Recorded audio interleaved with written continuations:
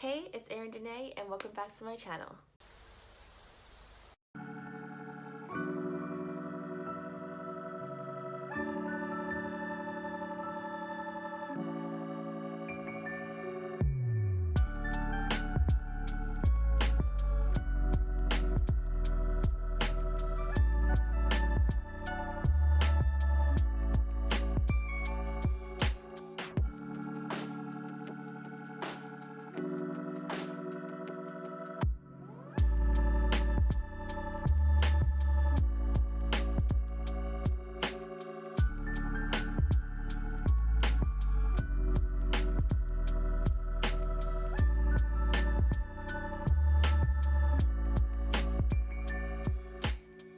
Okay, I know it's been a while since I've been on my channel, since I've been active, since I posted a video, but listen, grad school is hard. So bear with me. Um, I'm gonna try to post videos when I can and when it works for me and my schedule. So thank you for your patience. I appreciate it. But in all seriousness, for today's video, I wanted to talk a little bit more about healthcare administration, and for this one, it's actually going to be a second part to my series, like, is healthcare administration the right major for you? And in this video, I'm going to talk about the different fields and industries, different kinds of jobs that you can get with a degree in healthcare administration. This video, I wrote it a while ago, but I gained more clarity on like how I wanted to present the information from watching another video by a creator I found on YouTube, who has worked in the industry like for a long time. Well, a significant amount of time. I want to say it's long, but a significant amount of time. I'm gonna go ahead and link her video down below, and I'll put a screenshot here so you know what it looks like so that you can find the video and stuff. But it was really good information. It's really good for people who are just doing like, their basic research on healthcare administration and what it can do for them and what kinds of jobs, blah, blah, blah, blah, blah. And she does a really good breakdown on like salary, on like, what the day-to-day kind of looks like for each of these positions. So please go check her video out. It was awesome. Yeah, so I'll talk about different areas in healthcare you can work in, and if you want to know more about those, keep watching. All right, so the major fields within healthcare administration, I'm going to go ahead and go over some of the ones that if you've done some research, you've probably heard of them before. And I also try to include ones that are not as traditional, ones that you may not think actually align, or you could actually kind of like niche into with the healthcare administration degree. So without further ado, here they are. I'll just go ahead and list them out. More traditional fields are going to be quality improvement, training and education, hospital department administration, and that would include more of like being a manager of like the surgical floor or like the surgical department, or being a manager of like the geriatric department. So that's kind of what I mean when I say hospital department administration. Then you can also work in finance. You can work in database and IT, or information technology or informatics. You can work in medical coding and billing, law and policy. There is a niche in healthcare law and healthcare policy.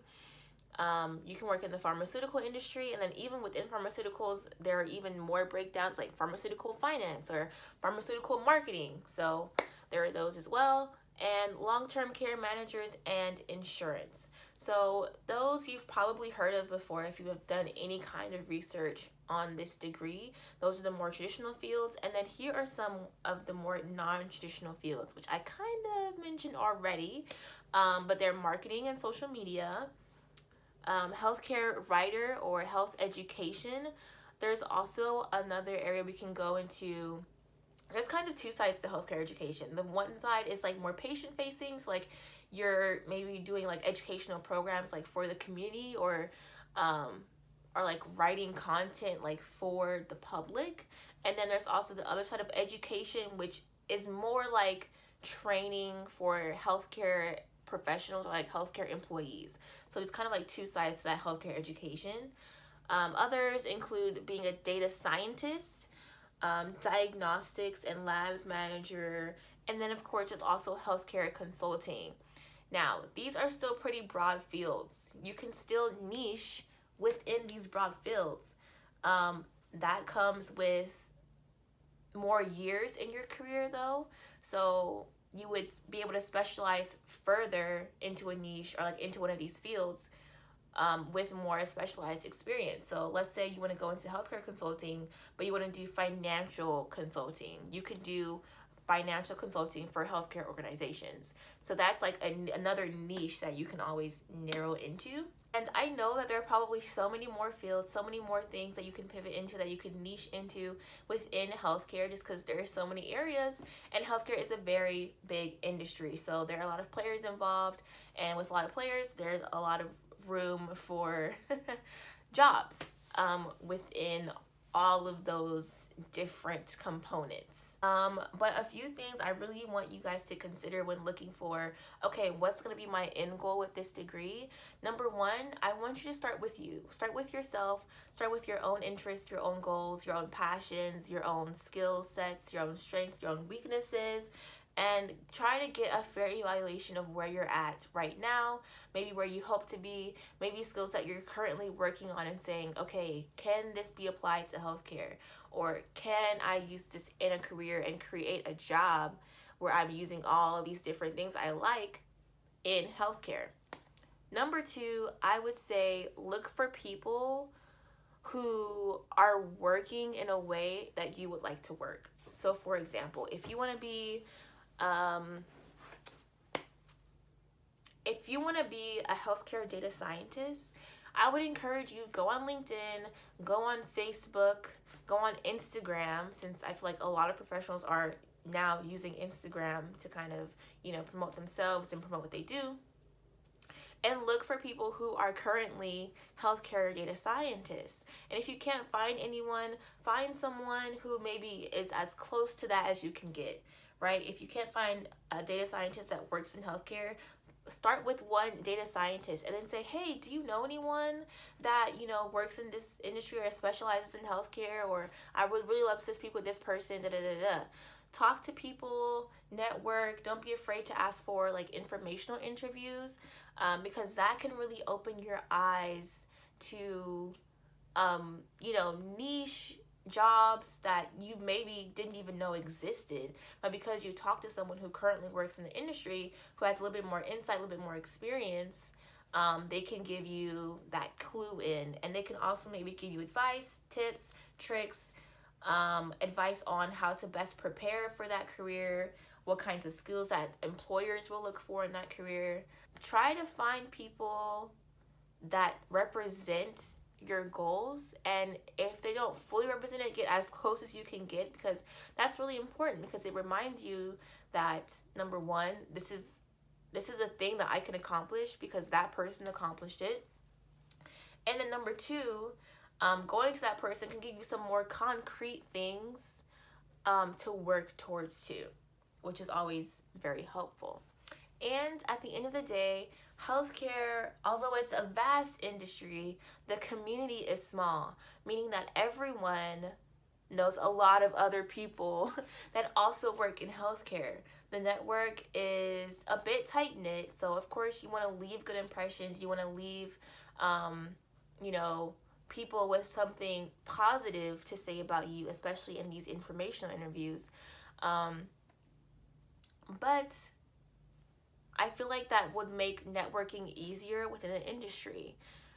They can refer you to this person and to that person, to this person and that person, and then all of a sudden you have like 5 informational interviews set up for your upcoming week, and you get to talk with all these people and just learn different perspectives. I know for me, I had a time where I was learning more about the marketing industry, and I learned a lot just from speaking to people, and also sometimes speaking to people and practicing telling others about your experience and how you're qualified, or like what your qualities are and what your skills are, also can help you prepare for like job interviews, can help you prepare for just networking events, public speaking, and things like that. And you can use their reactions to your experiences to gauge, okay, am I in a good place? What can I work on? How can I improve? Does it sound like they would hire me? I don't know. Things like that. I know that I did a lot of information interviews like during the pandemic, because I became involved in a lot of like internships and like workshops and mentoring programs, and I got to meet a lot of different people. Honestly, it was a lot of fun. I discovered that I love speaking to people and I love learning about their stories, hearing what their life has been like, hearing what their journey has been. And it really gives you so much insight into how people navigate their careers. That's one of the biggest things that I learned, is that careers are not just given to you like by society or by this, pre-made template or pathway. No, like you are truly the, what is the word? You create your own destiny in your career. If you want to pivot, pivot. Get the skills that you need and pivot and learn how to sell yourself, right? If you want to specialize, then get some more experience, get some more information, find ways to equip yourself through things like YouTube. And of course, there's so much online learning these days with things like Skillshare, things like Coursera, where you can take a course online and get a little certificate at the end. Super cute. So I would really encourage everyone to think outside of the box and to not be limited by what already exists, especially in healthcare. In healthcare, we really need people who are innovative, who are creative, and who want to do things differently, because clearly there are a lot of problems. There are a lot of things that need to get fixed. There are a lot of things that people hate, do not like, completely dislike about healthcare. And we need people who are willing to do things a little bit differently, to join this industry and to join the ranks. So I would encourage you to do the same. If you're considering any kind of job or career in healthcare, be creative with the career that you want to create. Just like how there's YouTubers and influencers, there may be a job that's perfect for you. It just doesn't exist yet. And yet is the key word in that sentence. There may be a position that a company would be willing to create just for you, because that's how well you sold yourself to them, and that's how skilled you are at your job. So don't limit yourself. Don't put yourself in a box. Get the experiences that you want to get, and have a career that is gonna make you happy. Well, it doesn't have to make you happy, but you should at least enjoy what you do to some extent. You should at least enjoy the impact that you leave. And if not that, at the very least, you should have a job and career that is tolerable for you. So I hope that everyone who watched this found this video helpful. I hope that you found this video helpful. And let me know down below what other kinds of videos I should make. If you have any questions, feel free to comment them down below. I also have linked my Instagram. Follow me there. Okay, follow me on Instagram. I'll be posting, funny reels and stuff like that. And also, please check out the blog that I made just for my YouTube, where you can read my full scripts, see my sources, see my inspirations for these videos, and maybe get a little bit of a deeper insight into, why I wanted to make certain videos. So I'll just leave that at that. And I hope you guys have a great rest of your day. Please take care of yourselves. Please prioritize yourselves, because you deserve the work, okay? Bye, and thank you so much for watching.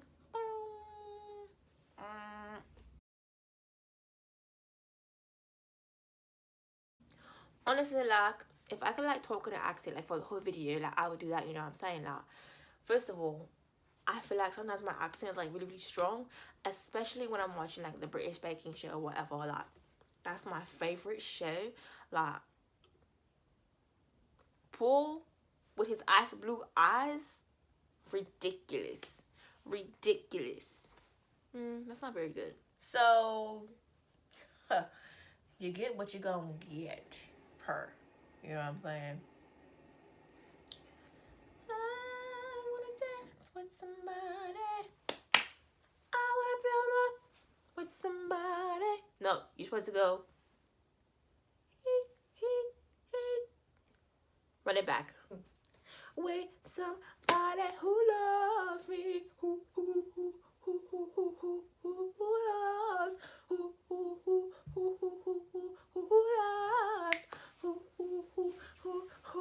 Who loves.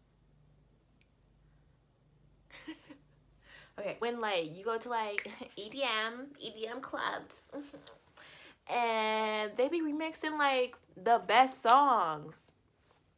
Like, you should remix songs that are trash and then make them good by, you know, putting a little doo doo doo doo doo doo and then you know what I'm saying? But like some of the songs, like their chorus be like bang, like they choose like some of the most banging songs, and then they disrespect the chorus by being like, you know, like Britney Spears like toxic. Wait, how does that song go? I don't know, but I'm like, so you ruined a perfectly good song for what reason? For what? Feels a bit anti-black to me. Anti-black. I don't have a problem with EDM. But when you mess with my stuff, with my music, and you just disrespect it like that, it feels anti-black. I'm just saying. Wait. So you better watch yourself if you want to get smacked. Because I've been taking taekwondo lessons back in the Walmart parking lot. That sounded so funny. Okay, I'm leaving for real. Bye.